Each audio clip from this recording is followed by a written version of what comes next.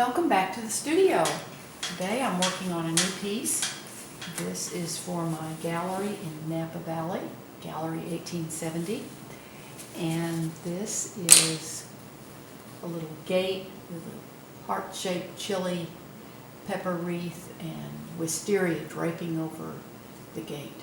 Today I'm working on the wisteria, and I'm using mixtures of ultramarine blue and dioxazine purple.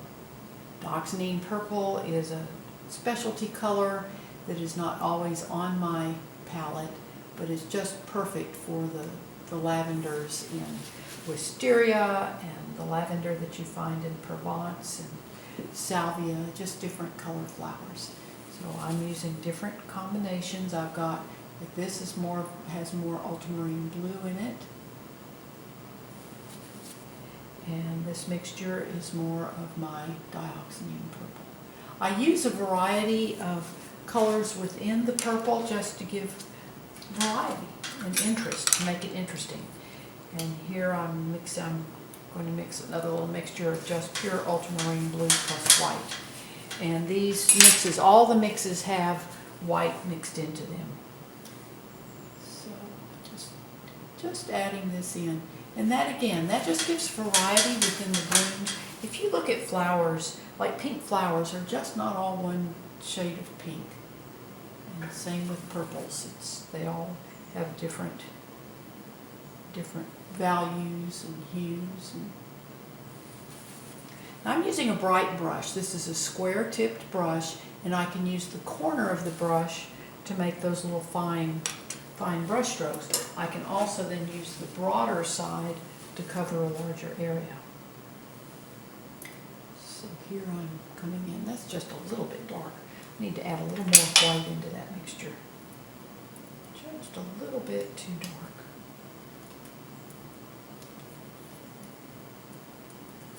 I pre-mix all of my colors out on the palette so then I don't have to usually worry too much about mixing while I'm painting, but sometimes I don't have the right color mixed, so I have to go back in and do a little bit more. Now my roof, the tile roof, those are shades of my mud, which is 2 parts of ultramarine blue plus 1 part of ultramarine crimson, and then I added cadmium orange and white into that mixture. And that gives me a nice kind of a burnt sienna, that terracotta tile color. Just a nice rich color. But you can see how I'm using the corner of that brush to make those small little petals on my wisteria blossoms. Now I have saved my background color so I can come back in here and paint in this area where my blooms are. Blooms didn't entirely cover, so. These blooms are just kind of draping down over that extra little roof then on the lower part of the wall. The perspective is a little bit off because I have to put my camera to the side of the canvas. So if I had it directly straight onto the canvas, then I'd be in front of the camera and you couldn't see me paint.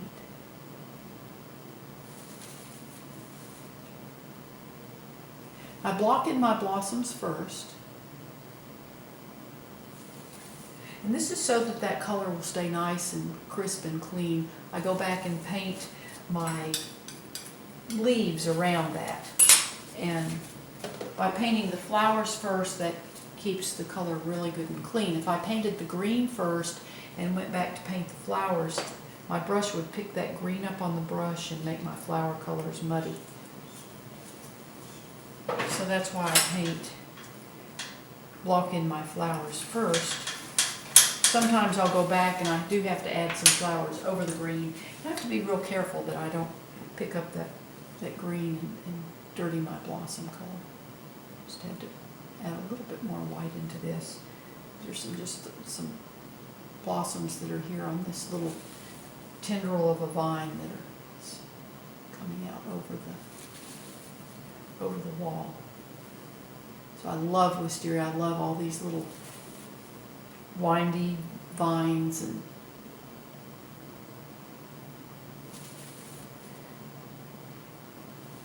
but you can see I'm adding a lot of different, and I pick up a couple of different colors on my brush. You can see like I've got some blue and some purple on there. And that then just gives me some variety within those blossoms. These are what we call little color surprises. And it just makes the painting very interesting then for your viewer. As people far away, they can see that this is wisteria, but then they get up close and they see all the variety within the colors and the brush strokes. And that's what makes a painting interesting. I'm not going to do the entire wisteria right now because I want to do here and show you how I do these leaves.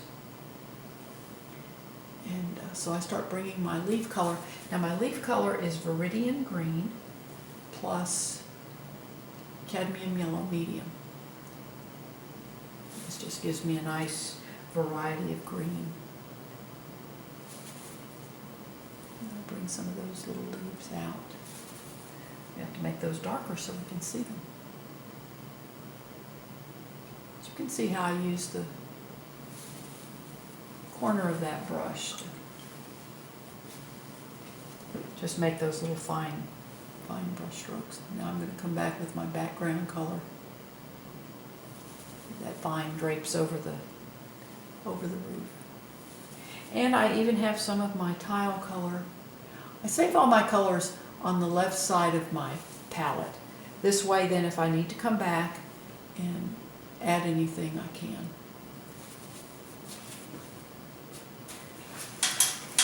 So those blossoms break down. Also going to let a little bit of my green come down here behind that wall. Just helps give a little depth right there. A little dimension to the painting.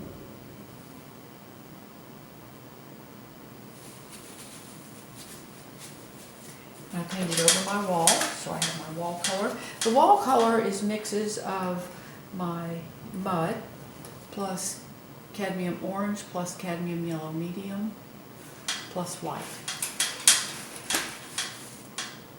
That gives me that nice kind of a yellow ochre mixture.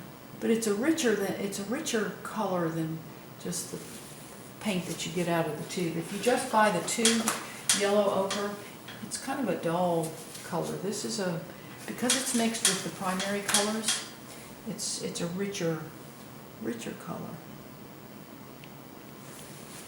I just want this light to hit the wall here as it's coming down under. There we go. Come up here. Now this is painted on a gallery wrap canvas. The image actually goes over the top edge of the canvas, but I'm not worried about that right now. Just right now I want to get the front done here. I need that to be a little bit darker. And then I'll bring some of my leaves in here. This just shows you how I come back in and add my foliage. And this dark here is a mix of my phthalo blue plus liquid. And that just gives me a nice, cool dark within the foliage.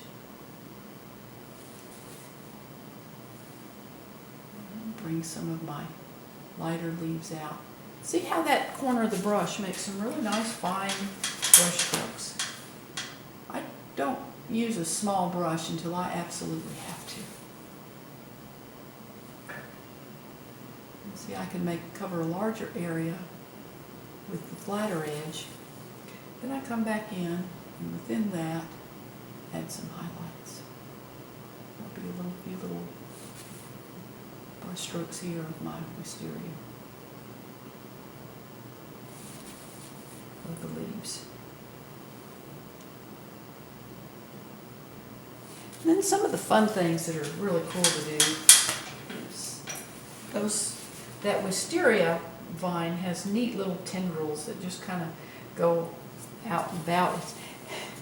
I love wisteria. I always used to, the vines and trunks and everything just are real intertwining and braided and everything. And I always think of a song that I learned as a kid is little old lady who ate a spider, and it wiggled and jiggled and tickled inside her.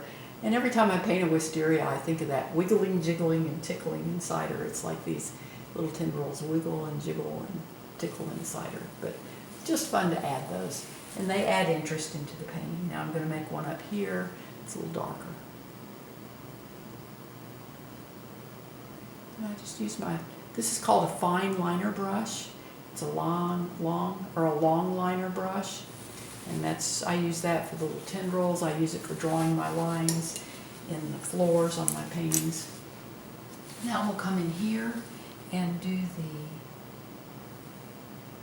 darks, the leaves in this vine. Now this is going to be darker because this is back behind the wall and it's in shadow on that side. No, I just want that to be dark. That's just a good dark accent back in there. There'll be a little bit lighter greens, some.